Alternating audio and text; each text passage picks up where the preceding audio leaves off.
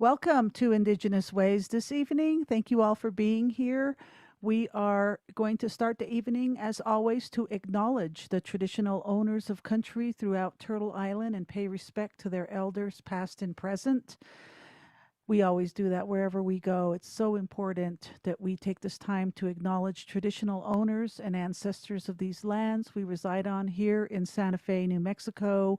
We have 19 pueblos all around us, and wherever you're beaming in from, we'd like to acknowledge the traditional owners and ancestors of the lands you are at so we could all be here today.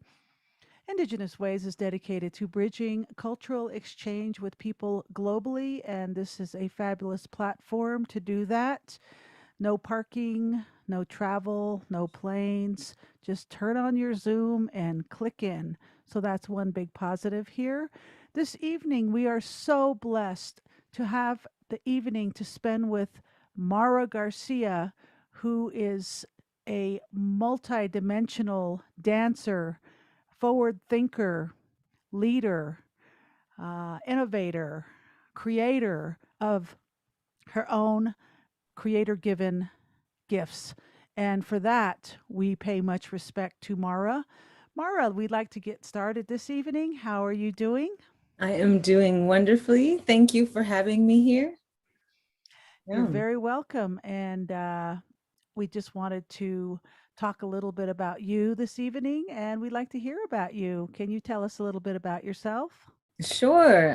Nui dai da wudong anegi longi digi yawi chitalagi naole chi madamaski naole galshkishki. My name is Mora in English, Maura in Spanish, Nui Dai in Cherokee, Anigi Lohi clan. I am Cherokee, non-enrolled, and I am Madam Mesquite, and originally from Okanichi Saponi homelands, which they call Orange County, North Carolina now. And my tribal homelands are in the eastern part of North Carolina and western part of North Carolina. And I grew up in the middle. And right now I am standing here on the Creek Res, in the Creek Res, Muskogee Creek Res in Tulsa, Oklahoma, which also lies in traditional homelands of Osage people. I'm a dancer and a choreographer. And you know what? I've completely forgotten what the rest of the question was. So hopefully that's a good for the first start. That's wonderful. Thank you very much. Well, there are so many questions we have for you this evening, so let's just kind of get started. The first thing is being that you come from all these different cultures, that is so rich, that is so beautiful, and there's so much wealth in cultural knowledge. So grateful to know that about you. What I'm interested in knowing is how did you get into dance? Yeah, I'm laughing because I see all my family members are now logging on. Hello, family members. um, yeah, so actually, um, so I always when I do these interviews, and I'm sure you feel maybe like this too, it feels strange that you're interviewing me. I think you should be interviewing about 50 people, right? Because it's never just me or you, it's all these other people. And so it's my father's actually watching right now. So um, I believe he was the one that took me to my first dance class. So I was, lucky that my parents were in a position that they could take me to dance class because I know, like my mother, for example, she always wanted to dance. She danced at home. She always wanted to dance on stage, but the idea of classes that wasn't a possible. There's no money for that. So he took me to my first dance class, and the way he tells it is that he asked me if I wanted to stay, and I said yes. And I think I was maybe 3 or 4. I mean, I don't remember. I don't remember not dancing. So, when you say, when did you start dancing? I don't remember not dancing, you know. And so when I was young, was trained at Durham Arts Council, in dance that happens in studios, because there's dance that doesn't happen in studios. Um, I think I took something like creative movement when I was very, very little. And then I studied under Sadia Shakur, who did West African djembe dance. A lot of that came from tribal people in Mali and Guinea. So I grew up understanding and learning about those dance traditions, I took modern dance from Rebecca Lawson, ballet, but then I also talk about, I also grew up going to powwows, so seeing in North Carolina, just seeing different powwow styles. I never was brought into the circle, but dance the intertribals. And also, I just like to talk about the dance that just goes on in the family as well. I remember my grandma dancing in the kitchen. I remember dancing with my parents, in the living room, all of us dancing just to music. So when people say, "How did you get started in dance?" There isn't a time when I don't remember not dancing. And now I'm a shell shaker, so I do our traditional stomp dance as well. For Cherokee people, for most Southeastern people, that's our traditional dance form. And yeah, so I started early, and I've had some breaks due to life situations, but I've just always kept on. So that's beautiful. There's a lot of influence I see from all of that.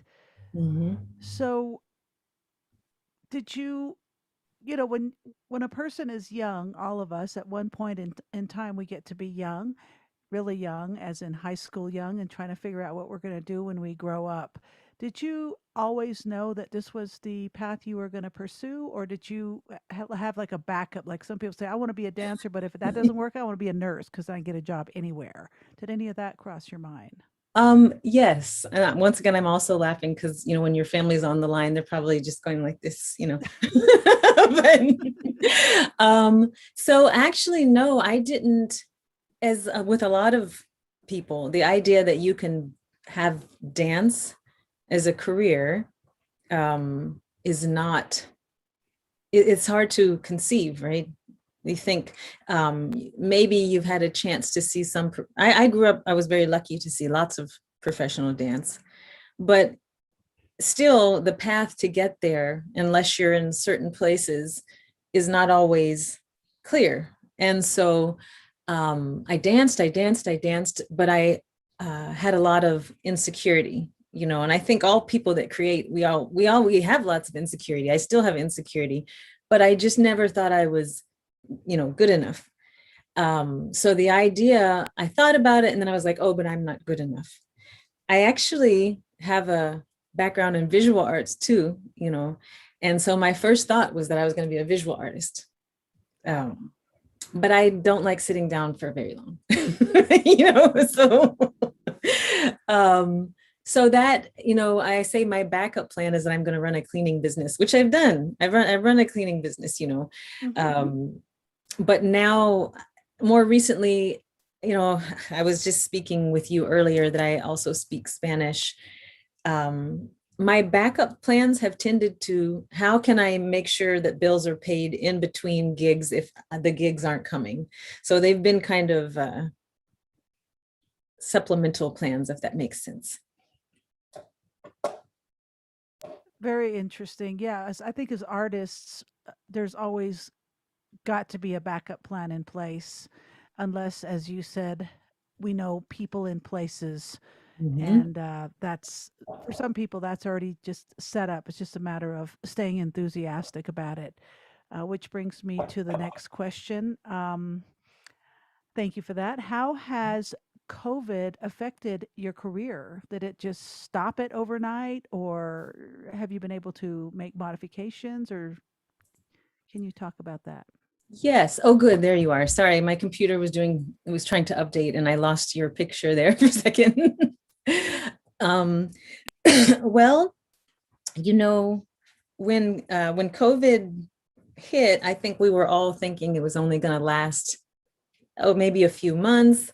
Even I thought, oh, okay, we're going to make it through this, and hopefully people, will be well. And so at the beginning, things were kind of on hold, but very soon cancellations came. So I think this is for a lot of people in performing arts. We had cancellations, so just outright loss of work. We had postponing, which an organization, they might still have the funding, but they, it's on hold. And so, for example, those engagements, they still haven't happened yet. And they Mm. have other people postponed behind me. So everybody's kind of still on hold. And then there's a lot of work that happens in conversation, right? That there's no contract, there's a possibility, and it probably will happen. And those things disappeared. So, I'm very fortunate that I have beautiful people. I always say, even if all my family died, I would still have people that I could just show up at their house and be like, I have nowhere to stay, at 3 a.m. in the morning, and they would welcome me in. But I actually I had my own place where I was living. I had to leave that place because I didn't know if I was going to be able to pay rent. I ended up moving back home. But I was also fortunate to get some of those relief grants. Mm-hmm. So, I've been able to kind of plug in things, got some relief grants, got some requests for recorded work. And I think that was one of the biggest kind of switches and changes that happened. I'm a native launchpad artist, which is a program through Western Arts Alliance, Yep. and they provide this fellowship, they provide this funding for native artists. So you can't use the money to like pay your bills, but you can use the money to further your career. Prior to COVID, I was going to use that money to go to different conferences for networking and showcasing. When COVID hit, and this was kind of at the suggestion of my partner, actually, I said, okay, you know what? Can I use this to get a computer? Can I use this to get a phone that I can record myself? And so that actually ended up being a wonderful investment. Yes. Also, if there's any Native performing artist, the application is May 4th, Western Arts Alliance Native Launchpad Program. So with that funding, I bought equipment that I could record myself. And that, I started sharing on social media, just clips and clips and clips. And just kind of out of the sky, people said, oh, I see you're doing a lot of video stuff. Do you have something we can use for our virtual convening? Can we screen your work? It's a blessing. I know that everybody's career and life has not been like this at all. And so with the grants combined with me having this fellowship to purchase equipment, combined with, just saying, okay, I guess I'm doing recorded work now, and understanding that is not the same as live performance and it has to be different. Mm-hmm. I'm still working. So I am very, very, very, very, very grateful, because I know some people, they've had to just change and switch and, leave this behind for the moment. Beautiful. A Mm-hmm. couple of things popped into my mind as you were speaking that relates to this.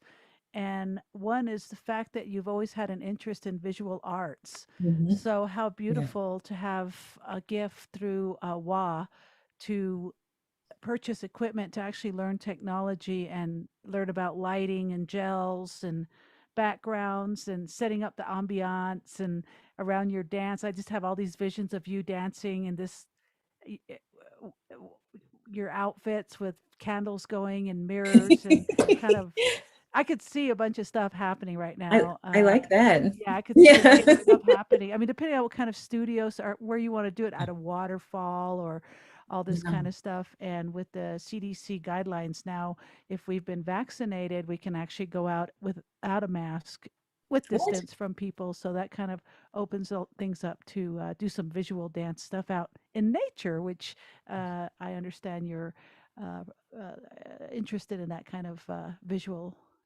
aid to give accent to your dance. Yeah.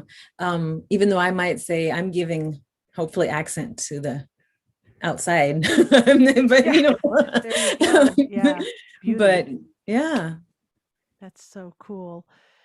That sounds like another question that comes to, well, another question that comes to mind about this whole new Zoom practice and getting equipment and learning it and adding that to your entertainment profile for people to be able to access you for various events. Parties, conferences, break time. Let's watch Mara on the big screen, and there you are. I can see all that. So as we get back into what we knew to be normal, which I don't really believe that is true, but let's just say that for the sake of saying it.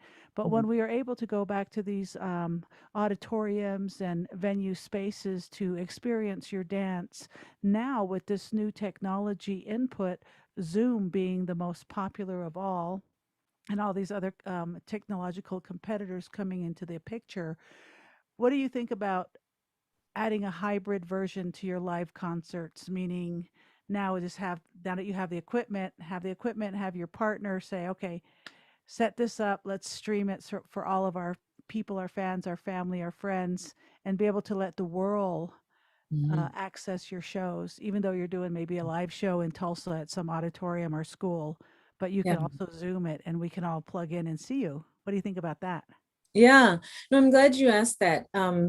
There was something that I realized about live streaming at the beginning of the pandemic, because there'd be folks that were like, even, pretty well-known folks. And this was before people had gotten the hang of it, but they would be live streaming. And I thought, you know what? This actually isn't a pleasant viewing experience. I would much rather see this pre-recorded and have the lights be nice. Um, and I realized that unless I was doing something very interactive, where I Mm. was in the chat and I was, oh, I'm going to respond to what this question is, or I was talking. For dance, I realized that I didn't enjoy a live stream unless it was like super, Yep. you had all this equipment and you can make it super well produced, because the viewing experience is just not, it wasn't, I didn't enjoy it. And so I realized that I was more interested in thinking about, okay, we have this box and it's flat. What, and this, I guess maybe this does go back to visual arts. I'm glad I hadn't even thought about it like that, but it's a chance to, you know, this live versus, you see, I'm in a box. What does this mean to be in a box? You can't do that on a stage. Okay. There's all types of things that you can do in this little box. How can I develop that as something separate? And so I actually prefer to share, when I'm sharing virtually, to have pre-recorded, and maybe then we talk about it afterwards, or there's a class afterwards or something like that. But the actual viewing of the dance to me is much more interesting when it is created specifically for this box and not trying to pretend that we're live. Um, and so when you talk about upcoming, shows, I do think, like, I've thought about hybrid versions and what that means. Hmm. I haven't, I've got pieces. I've got pieces. And I've also actually, I can't say exactly what I'm working on because we haven't finalized everything, but there's several other teams I'm a part of, and our projects involve film and performance, or they involve performance with video, all these different type of components so that people can view it in different ways. Yeah. Yeah. So, yeah. Lots of moving parts to all of it, and it's wonderful that you are um, a leader in thinking, because you're constantly like, okay, how do we put all these moving parts together to have a really nice choreographed show? So what came to my mind as I'm sitting here watching you is, what about doing a dance just with the space that you have right there? Is that humanly possible to do a Mhm. dance with this much of your body? Is there Yes. something that you could put together? Say like, what's the attention span? 30 seconds, 2 minutes, Yeah. and just put something together for people. Yes. One of my favorite dances, Victoria Marks, I think she's out of San Francisco, but she got on stage and went, it was like a full, it was like a whole dance with her fingers. It was so captivating, you know, it was so captivating because when you have intent focused, like true intent focused, it draws you in. And so, yes, I've actually, that's funny you said that I have some other dancers and I want to choreograph a box dance, but that involves, if you're if you're in that grid format with Zoom, when you reach like this,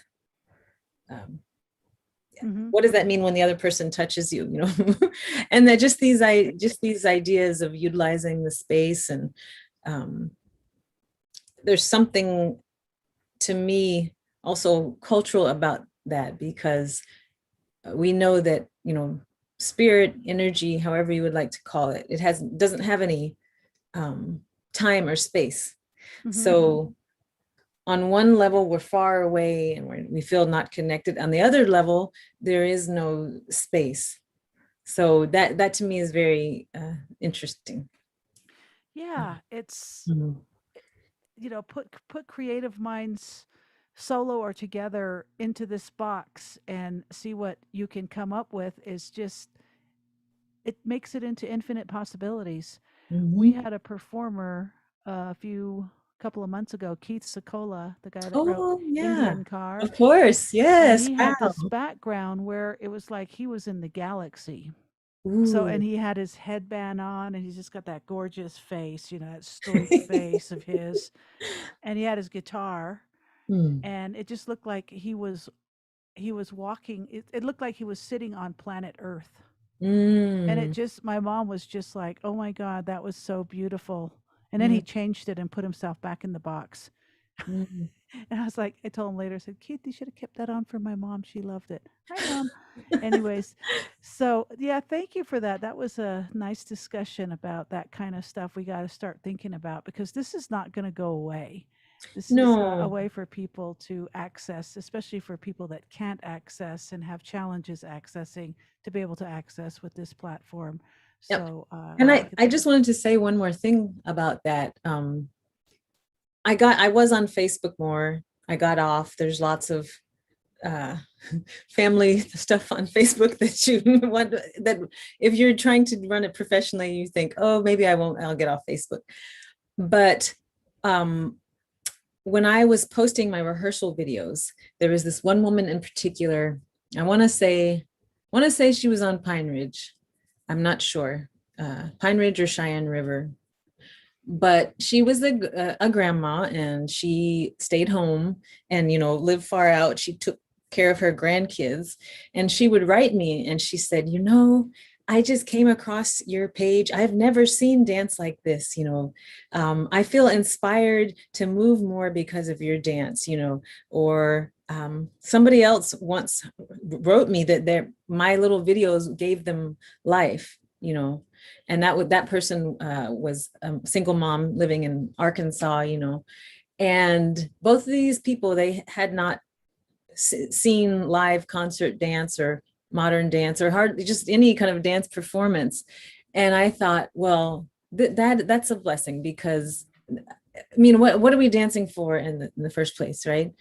It's for me to bring joy to people, to bring the energy I have been gifted with to other people. And so that made me so happy that kind of this side effect of me not going tung, tung, tung, tung, all over the place and so busy was that I could share this way, and people that are never going to set foot, where were we at? Were we in LA before? we Yeah, were in what? LA when we Yeah, met. they're Yes. never going to get set foot in, the theater there in LA. They're never going to set foot in the Kennedy Center, and may not have had the interest, but people were able to access our work this way. So Yes. that is something that I thought, oh, that's a good thing. That's a good Yes. thing. Mhm. Beautiful. Well, we've got a chat box. Andrea Otero from the Institute of American Indian Arts, the most amazing instructor you will ever meet in your life. Hey, Andrea, love you. Thank you for being here. Yes, Her add to your uh, words is to inspire people to move and find their center through movement is very powerful. it is. It is. And it's humbling, and you realize the power of our art form, and the power, well, that each of us has, I just think of it as being a conduit, and that's all we need to do is do what our gift is. That's all we need to do. Right, Yeah. right. Thank you for that. Yeah. So, if one would, well, in the dance industry, is it difficult being indigenous or does it not matter? So, I was trying to think about that and I was going to answer. I was like, well, a few years ago when I was a white woman, yeah, I'm just joking. Yeah. When I was a white woman, so, uh, you know, I have been very lucky. I've been very lucky. I worked a lot in Canada. So I have worked a lot in Canada, and actually, thanks to suggestion from Ruland Tangent, um, oh, we have a tornado watch here. So if I look outside, it's because there's weird noise. The rain is really hard. Wow. Wow. Yeah, but and so I started working in places that were specifically for contemporary Indigenous dance. Okay. They have places like Talking Stick Festival and other theaters and other just venues and a whole ecosystem in Canada for contemporary Indigenous work. And so when I started working there, I realized that I didn't have to feel like what I was creating was not as good or was not as refined. I am so glad that I saw this work, because I was creating work and I felt, oh, this doesn't look like ballet. This work is based in a dance I saw my grandma do in the kitchen and the movements that I know to do when I plant corn. I was like, and this doesn't look like ballet. But being around these other people creating and having their work both in their community and on big stages, and seeing that kind of that was possible, kind of shifted my mind.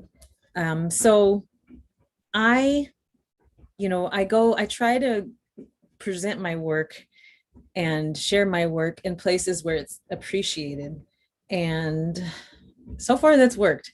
um yeah, and so I don't know, yeah, I don't know exactly how to answer that question, except that um Michelle Olson, who is the director of Raven Spirit Dance in Vancouver, who I got to shadow, it's an Indigenous dance company there, and see how she ran her company.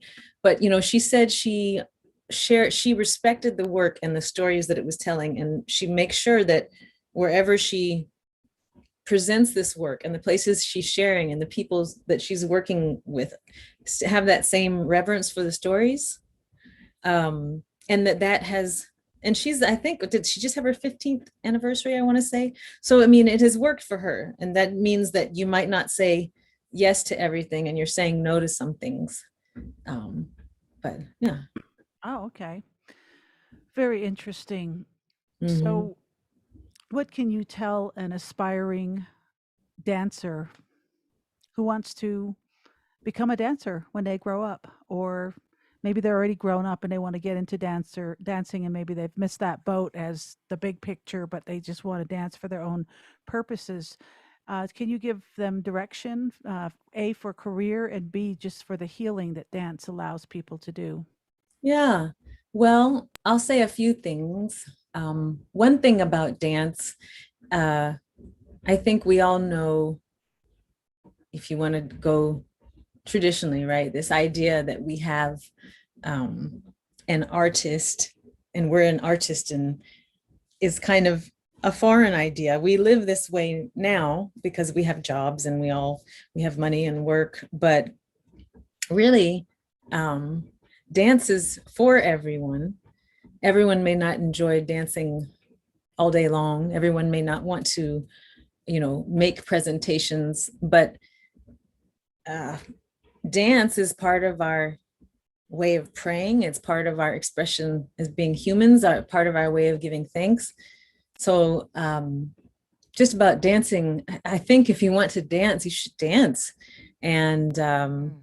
whether it's in your Mm. kitchen or wherever you at. And, I think, I remember somebody was telling me that she wanted to dance more, and she didn't necessarily want to do it in a studio, but she was held back by the thought that it wasn't for her. So Mm. it is for everybody. It's not for just some people, it's for everybody.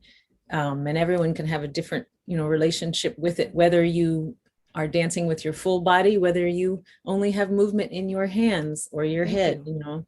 Yeah.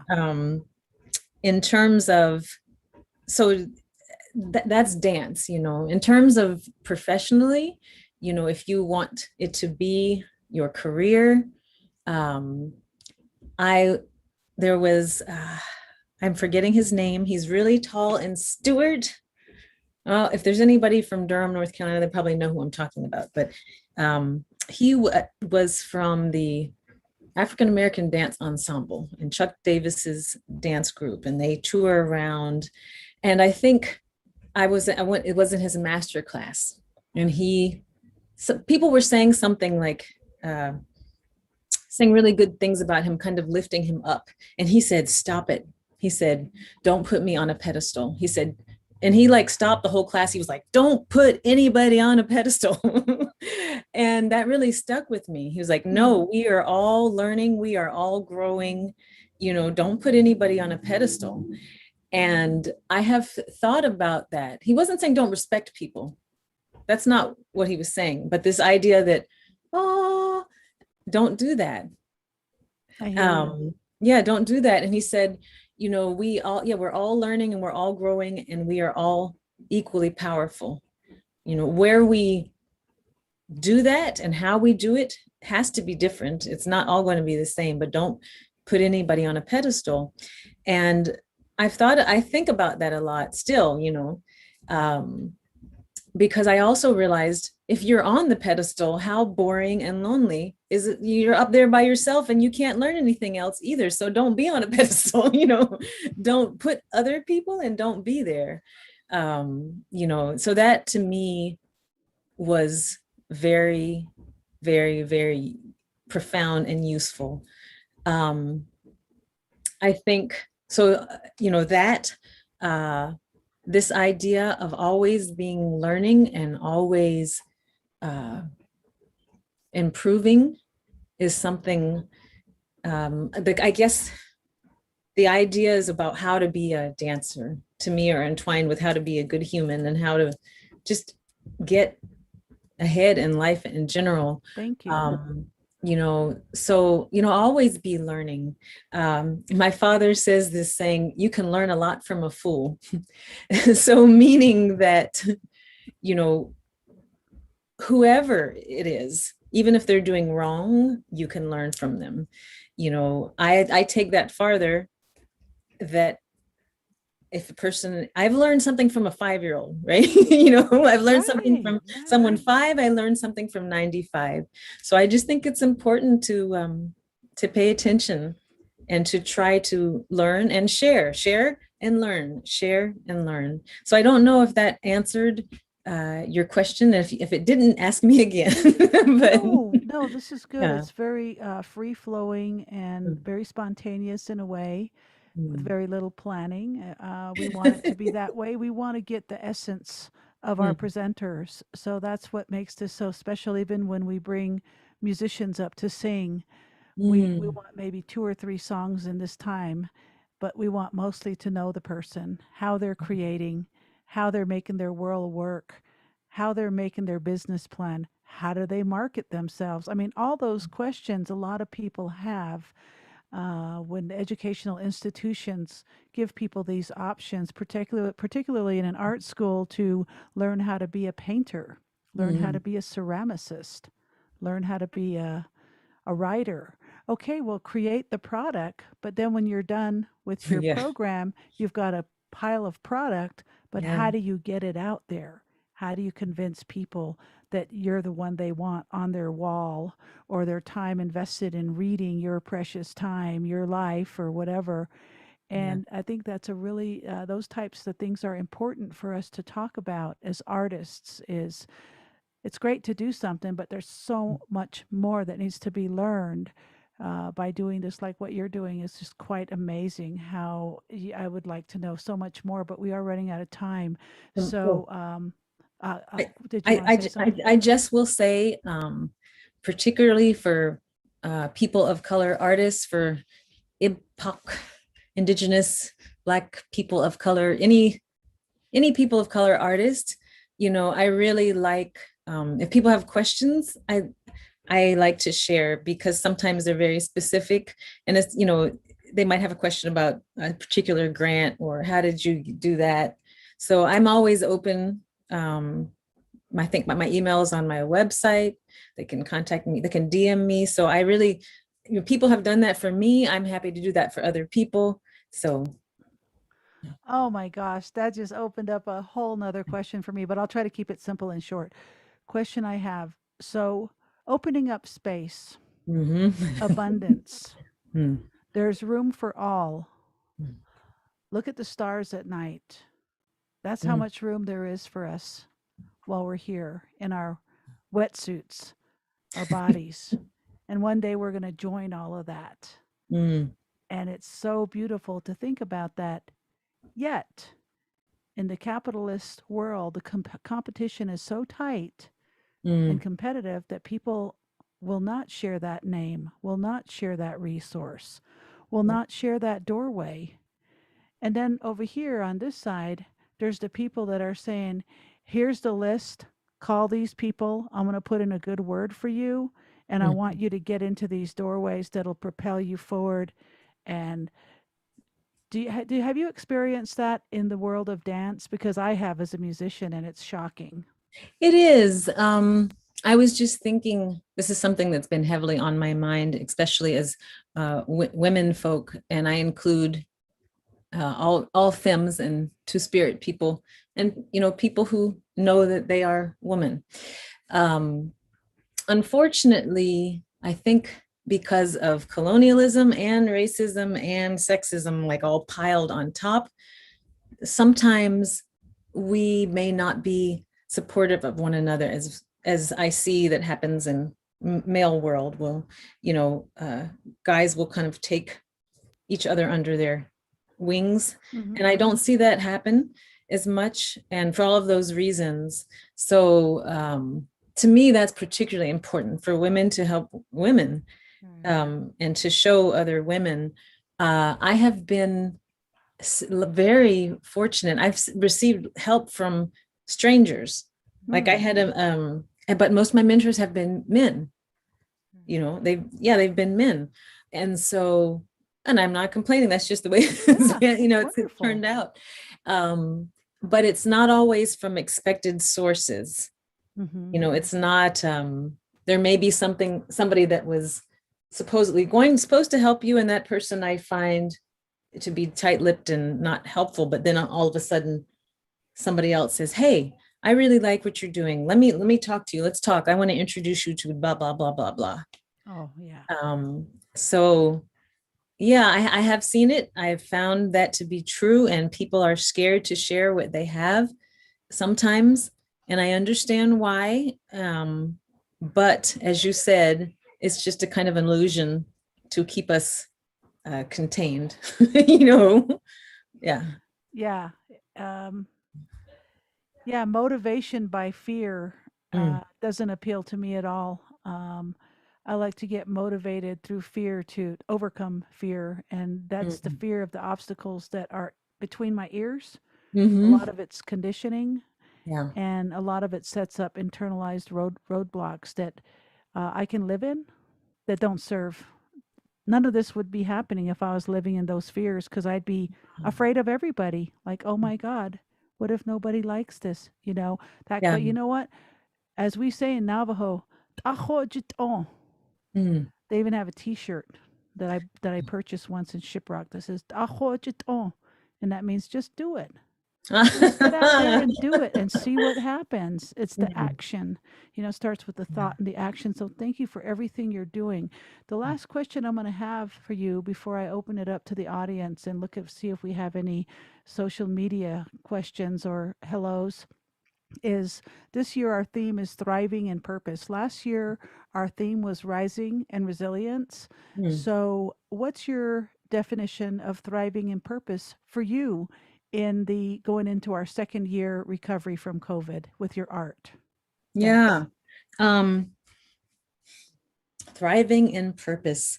And sometimes I answer questions with what is in my mind, which they may not, it might not seem like the answer, but I think I mentioned this before. Um, in our family circle, and that includes blood or not blood, we've lost about 7 folks in the past maybe 3 months. Ooh. And besides the grieving, and you grieve for other people, you grieve for people that you love that are hurting, and you grieve yourself. But under that, there is sometimes I'll get the news when I'm so scared about something, so scared about stepping out and doing something different or new, and you get the news of a death and you think, wow, that doesn't matter at all. That fear is so unimportant. And there's one person, Pati Arias, um, she was a very life-loving, type of person. Oh, yeah. And I thought, you know what? She's passed on, so she's not going to have a chance to just do it. I said, I'm just going to do it because so she can have a chance too with me to just do it. Oh, So beautiful. thriving to me, I think, is having that connection with ancestor, with future ancestor, with self, with earth, with family, with community, but also understanding that we are surrounded by, as I like that word you use, conditioning, Hmm. and that sometimes our role is to be that person's stories are told about. If you notice all of our stories, the people that they're told about are somebody that didn't quite do whatever the supposed rule was. Hmm. So sometimes that's us. Sometimes we are to be that person. So to me, thriving is carrying all of those people and going ahead through the fear, whatever that is, whether it's trying a new mushroom in the store that you're going to cook, or whether it's changing your career, or whether it's standing up to somebody that has been your abuser, whatever that may look like. So many different things, but that Oh, to me is what thriving is. Yeah. that reminds me of the bumper sticker I've seen. Well behaved women don't go down in history. Mhm. We don't hear like That's Joan of true. Arc, Yeah. Susan I B. mean, yeah. Anthony. I mean, yeah, these Yeah. women fought for our right to vote that they got put in jail and beat up for it. So thank God to them, we get to vote Mhm. today. So, and all our ancestors, much Mm. blessings to all of them. Yeah. So, my God, thank you very much. You're so beautiful. I'm so glad that we were able to catch you in your what I think is a really busy schedule in your life because it seems like it. So, thank you for joining us this evening. And all Huh. of you out there, thank you for joining us. And now is the time where you can start to turn your cameras on and make sure you keep your mute buttons on for the voice unless you're speaking. And there's many different ways we can do this. We can do um, hands, um, however you want to ask your questions to Mara. The floor is open. We wanted to leave room for those of you who want to give some questions for Mara. And right away, I see David who's asking a question. And if Um, you're in our social media, if you want to post a question or a comment, Tasha's going to read while people are putting things up. Here it is. okay, Astrid E. Mira Taran Jibaja. Oh. Jibaja.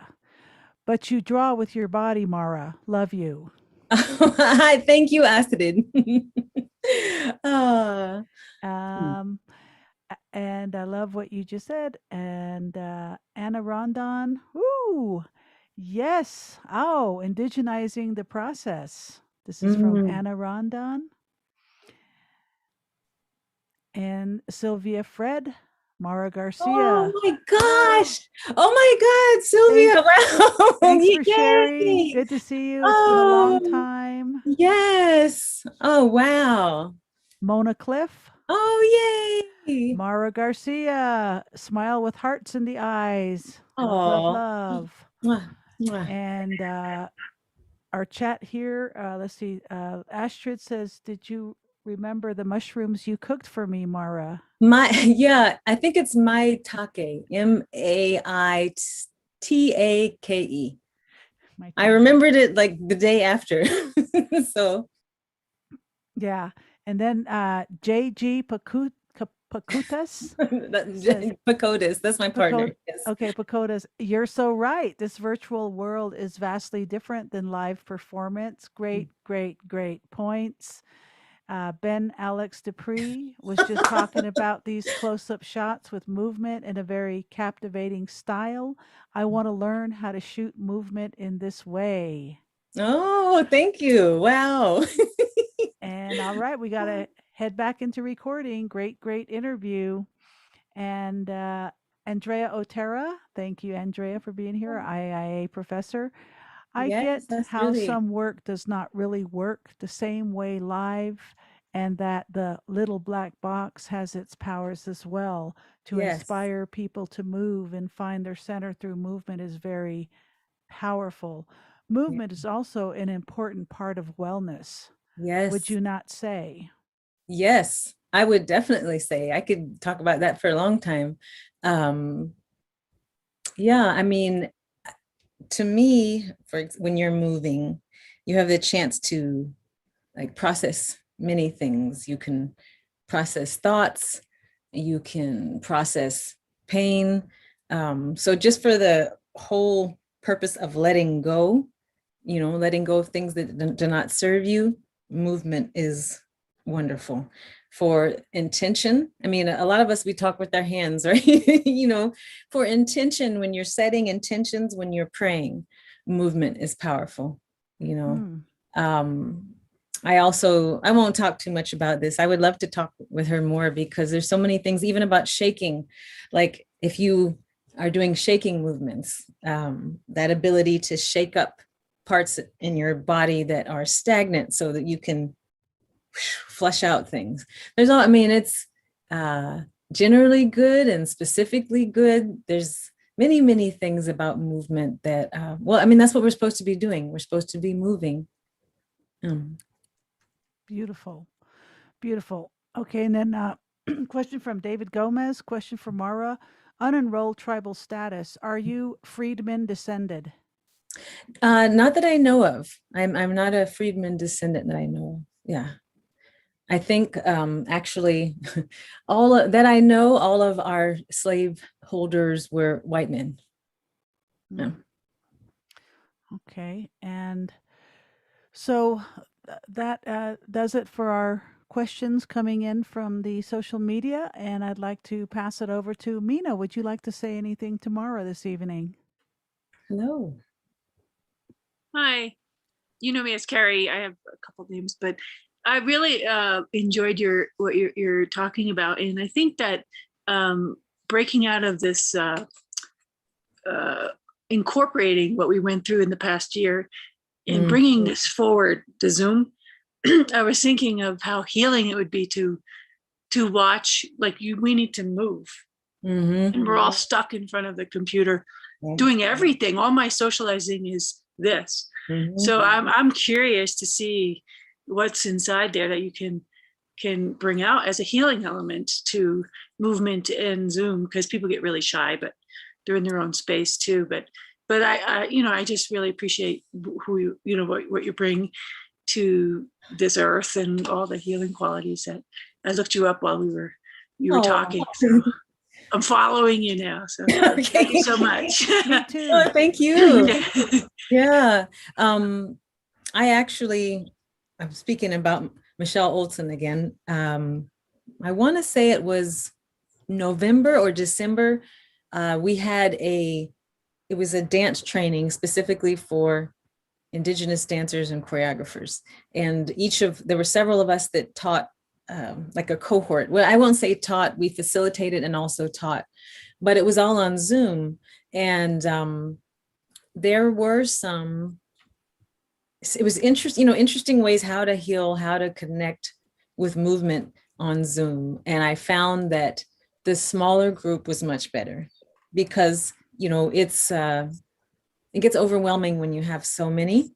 And then some people don't have on cameras and other people are like, well, I have on my camera. Why don't they have on their camera? But if there's 4 of you, you can take turns, you can step away. And I think for the folks that were in it with me, they had this feedback. It's a good way still to connect. And there were some ways that I know we were connecting in Zoom in that small group that actually, if we had been in a class, we might not have had as much talking, which was okay, but it allowed us to go deeper quicker, I think. So, yeah. Yeah, I went to a birthday party and we were dancing at the end, and it was a bit odd, I will say, but it actually felt so happy afterwards, you know.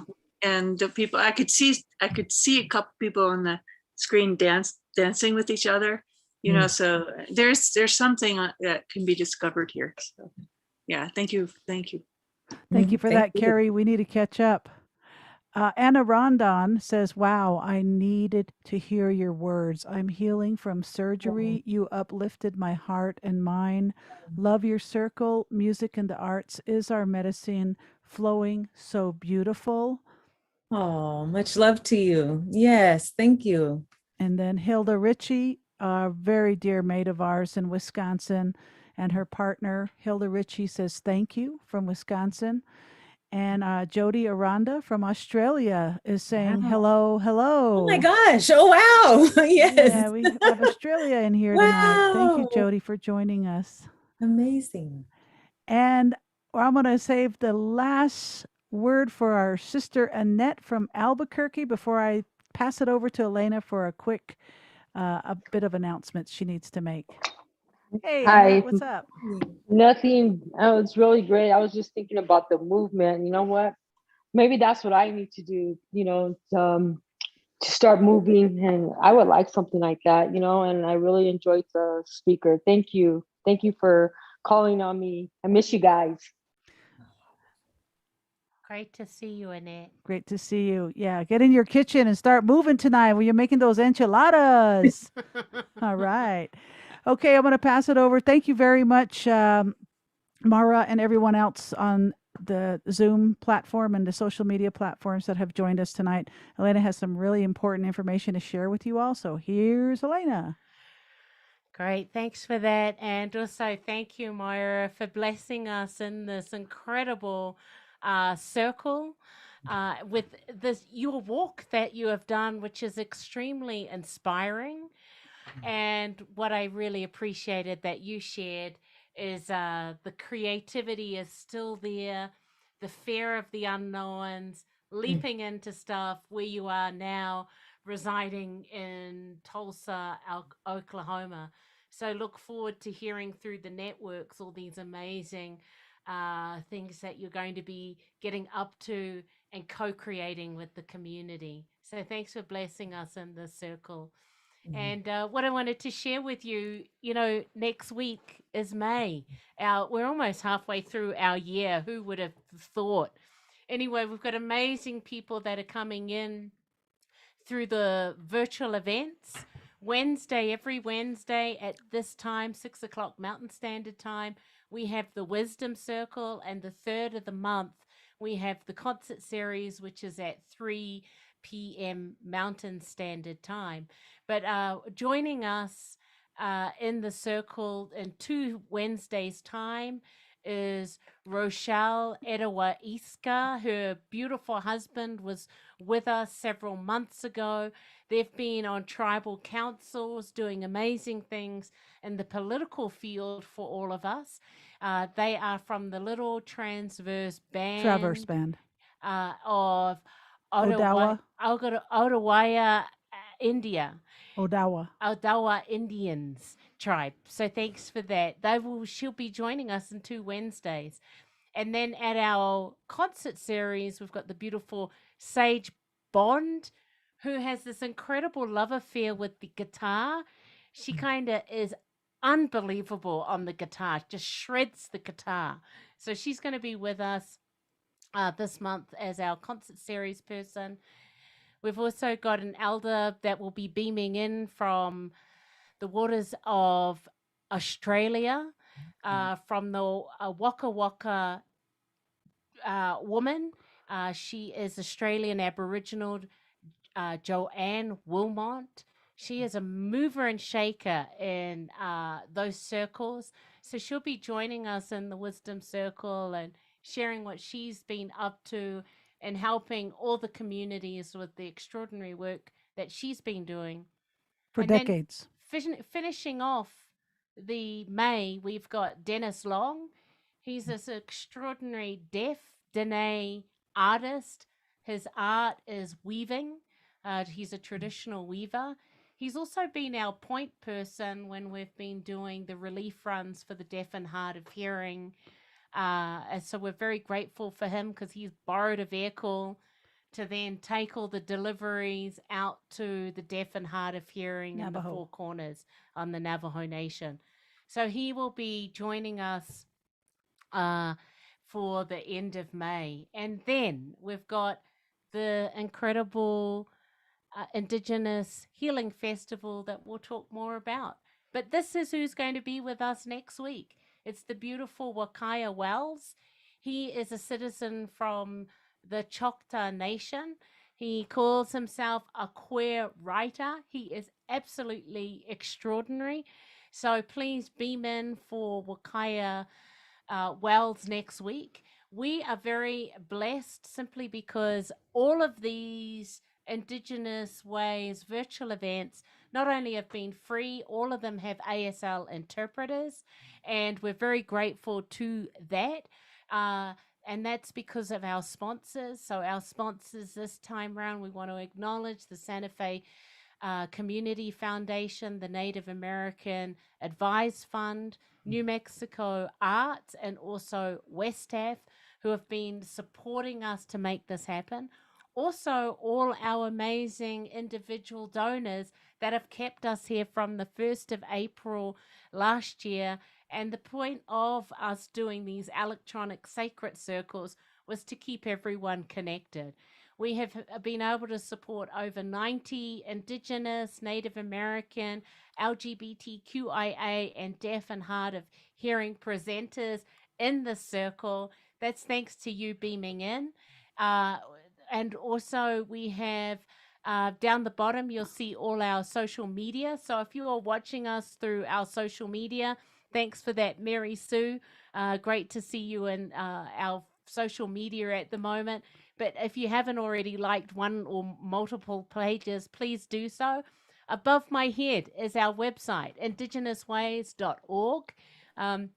There you'll be able to see the archive of over 90 artists that we've been able to support, as well as all the incredible things that are coming up and the relief runs that we've been doing throughout this time. If you are able to support, you can. We've got Venmo, we've got PayPal. There's also a link on our website, IndigenousWays.org, where you can go. Or if you're not into any of that, which we really get, we've also got snail mail as well. And then lastly, I just mentioned this very briefly.